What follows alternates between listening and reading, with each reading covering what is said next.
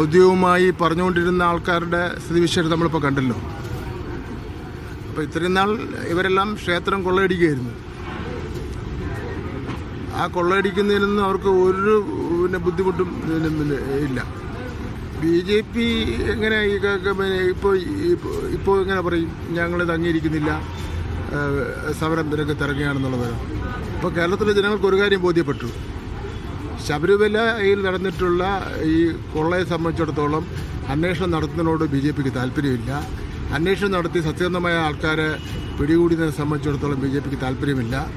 അവർക്ക് ഈ പ്രശ്നം വഷളാക്കിക്കൊണ്ട് നിർത്തി രാഷ്ട്രീയ മുതലെടുപ്പ് നടത്തണമെന്നുള്ളതാണ് അവരുടെ താല്പര്യം.